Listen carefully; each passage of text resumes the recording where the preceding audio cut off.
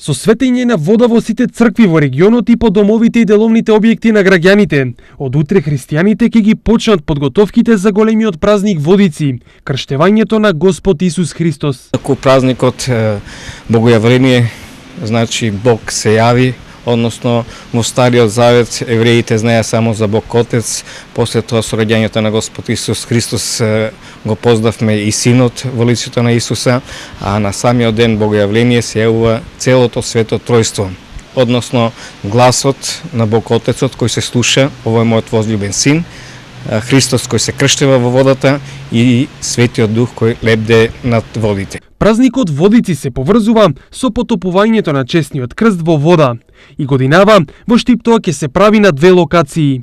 Традиционално како и секоја година и оваа година во црквата на Света Богородица во Ново село ќе биде фрлен честниот крст во реката Брегалница на мостот кај Кежовица.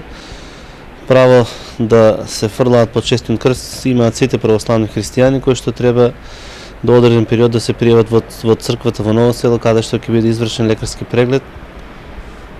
Имаме на број околу 40 до 50 лица кои што ќе се фрлат по честниот крст. После фрлањето на честниот крст во Ново село кај реката Брегалница кај мостот Кежовица, неговото високо пресвештенство митрополитот Брегалничи господин Иларион ќе го фрли честниот крст кај Астиболата градинка во 11 часот, тоест кај каменот мост. За престојниот празник се подготвуваат и во Кочани. Како секоја година, така и оваа, значи со Света Литија од дворот на храмот во Кочани, преку улицата Димитар Влахов, па се до мостот кај градскиот парк, каде што ќе биде извршен самиот чин на потопување на Светиот крст.